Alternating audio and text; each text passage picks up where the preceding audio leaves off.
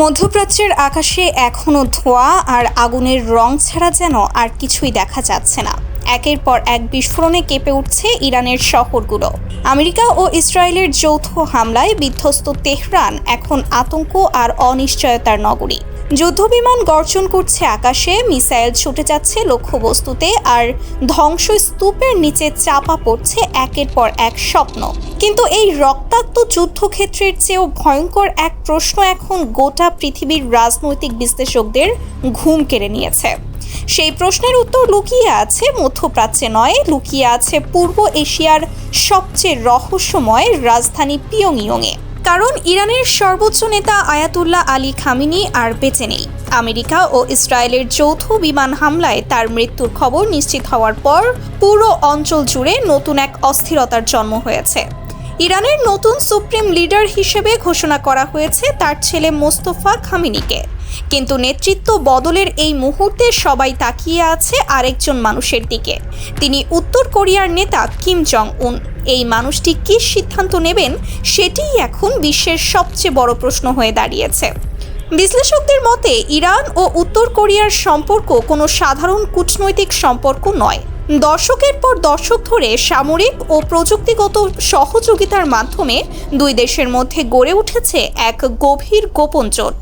আন্তর্জাতিক গোয়েন্দা সংস্থাগুলো দীর্ঘদিন ধরেই দাবি করে আসছে যে ইরানের ক্ষেপণাস্ত্র কর্মসূচির পেছনে উত্তর কোরিয়ার প্রযুক্তিগত সহায়তা রয়েছে।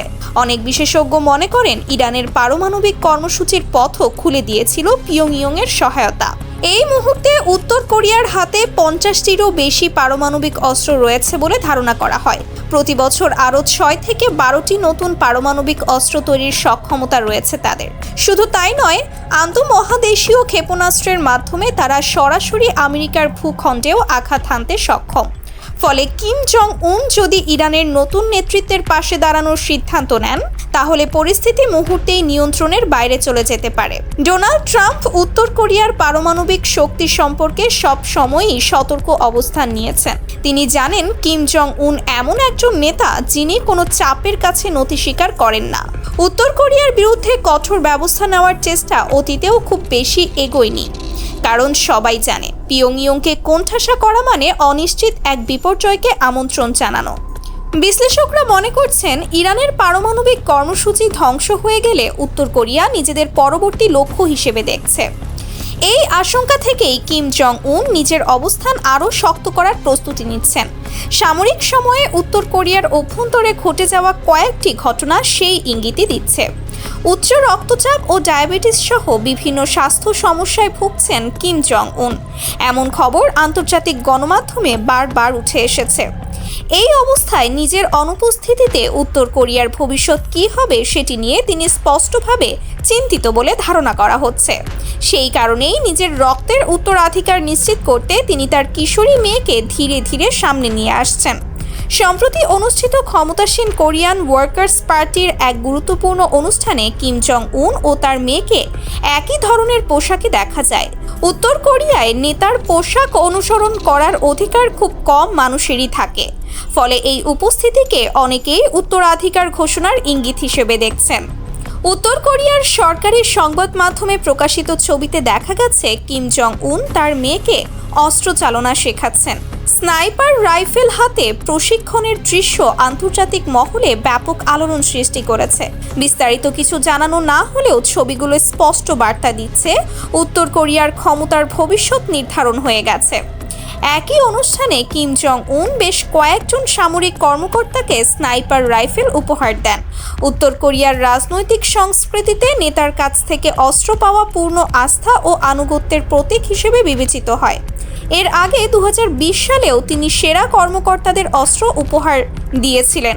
কিন্তু উত্তর কোরিয়ার ভবিষ্যৎ পরিকল্পনার চেয়েও বড় প্রশ্ন হচ্ছে ইরানের সাথে তাদের সম্পর্ক কতটা গভীর।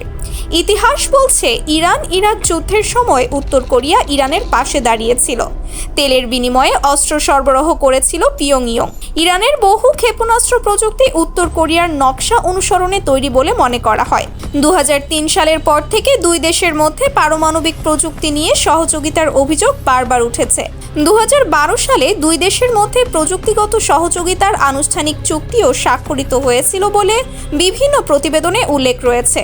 কিছু আন্তর্জাতিক রিপোর্টে এমন দাবিও করা হয়েছে যে উত্তর কোরিয়া পারমাণবিক পরীক্ষার সিমুলেশন সফটওয়্যার পর্যন্ত সরবরাহ করেছিল ইরানকে। 2025 সালে ইসরায়েল যখন ইরানের ওপর হামলা চালিয়েছিল তখন কিম জং উন প্রকাশ্যে ইরানের সমর্থনে অবস্থান নেন। তিনি বলেছিলেন, শক্তির মাধ্যমে কোনো জাতিকে দমন করা যায় না। সেই বক্তব্য নতুন করে আলোচনায় এসেছে খামেনির মৃত্যুর পর। এদিকে দক্ষিণ কোরিয়া ও আমেরিকা আবারও যৌথ সামরিক মহড়ার প্রস্তুতি নিচ্ছে। এই মহড়াকে উত্তর কোরিয়ার নিরাপত্তার জন্য সরাসরি হুমকি বলে ঘোষণা করেছে পিয়ংইয়ং। কিম জং উন সতর্ক করে বলেছেন, প্রয়োজনে তিনি দক্ষিণ কোরিয়াকে সম্পূর্ণ ধ্বংস করে দিতে সক্ষম। বিশ্ব এখন অপেক্ষা করছে একটি সিদ্ধান্তের জন্য। কিম জং উন কি নতুন নেতা মোস্তফা খামেনির পাশে দাঁড়াবেন, নাকি দূর থেকে পরিস্থিতি পর্যবেক্ষণ করবেন? যদি তিনি সরাসরি জড়িয়ে পড়েন তাহলে এই সংঘাত আর মধ্যপ্রাচ্যের ভেতরে সীমাবদ্ধ থাকবে না। তখন এই যুদ্ধ ছড়িয়ে পড়তে পারে পৃথিবীর এক প্রান্ত থেকে আরেক প্রান্তে। শুরু হতে পারে এক নতুন বৈশ্বিক সংঘাত, যা ইতিহাসে তৃতীয় বিশ্বযুদ্ধ নামে পরিচিত হতে পারে। আর সেই যুদ্ধে কে জিতবে আর কে হারবে তা কেউ জানে না। শুধু এটুকু নিশ্চিত, সেই যুদ্ধে হারবে পুরো পৃথিবী। এদিকে ভারত মহাসাগরে যুক্তরাষ্ট্রের একটি সাবমেরিন ইরানের একটি যুদ্ধজাহাজ ডুবিয়ে দিয়েছে বলে নিশ্চিত করেছেন মার্কিন প্রতিরক্ষা মন্ত্রী পিট হেগসেথ। টর্পেডো দিয়ে যুদ্ধজাহাজটি ডুবিয়ে দেওয়া হয়েছে বলে জানান তিনি। আজ বুধবার যুক্তরাষ্ট্রের প্রতিরক্ষা সদর দপ্তর পেন্টাগনে এক ব্রিফিংয়ে প্রতিরক্ষা মন্ত্রী ইরানে হামলার সর্বশেষ পরিস্থিতি নিয়ে কথা বলেন। এর আগে প্রকাশিত সংবাদ অনুযায়ী শ্রীলঙ্কার জলসীমার বাহিরে একটি ইরানি ফ্রিগেট যুদ্ধজাহাজ ডুবিয়ে দেওয়া হয়েছে। শ্রীলঙ্কার উপপররাষ্ট্রমন্ত্রী স্থানীয় টেলিভিশন চ্যানেলকে জানান, ওই ঘটনায় কমপক্ষে 80 জন নিহত হয়েছেন। ব্রিফিংয়ে যুক্তরাষ্ট্রের প্রতিরক্ষা মন্ত্রী বলেন, ভারত মহাসাগরে যুক্তরাষ্ট্রের একটি সাবমেরিন ইরানের একটি যুদ্ধজাহাজ ডুবিয়ে দিয়েছে। যে যুদ্ধজাহাজটি আন্তর্জাতিক জলসীমায় নিজেকে নিরাপদ ভেবেছিল। এ সময় মার্কিন প্রতিরক্ষা মন্ত্রী বলেন, ইরানের ওপর হামলা তার দেশ ও ইসরায়েল কেবল শুরু করেছে। সামনে এই ধরনের আরও বড় আকারের হামলা আসছে। পিট হেগসেথ বলেন, যুদ্ধ শুরুর এক সপ্তাহেরও কম সময়ের মধ্যে অর্থাৎ আগামী কয়েকদিনের মধ্যেই ইরানের আকাশসীমার পূর্ণ নিয়ন্ত্রণ নেওয়ার আশা করছে মার্কিন ও ইসরায়েলি বাহিনী। মার্কিন প্রতিরক্ষা মন্ত্রী আরও বলেন, মধ্যপ্রাচ্যে আরও সেনা পৌঁছাচ্ছে। এই যুদ্ধে জয় নিশ্চিত করতে যুক্তরাষ্ট্র সময় নেবে। তিনি বলেন, এটি খুবই প্রাথমিক পর্যায়ে। প্রেসিডেন্ট ট্রাম্প যেমনটি বলেছেন, সফল হওয়া নিশ্চিত করতে আমাদের যতটুকু সময়ের প্রয়োজন আমরা ততটুকু নেব। আপনি যদি এমন বিশ্লেষণ ভিত্তিক টান আন্তর্জাতিক খবর নিয়মিত দেখতে চান তাহলে এখনই চ্যানেলটি সাবস্ক্রাইব করুন এবং পাশে থাকা বেল আইকনে চাপ দিন।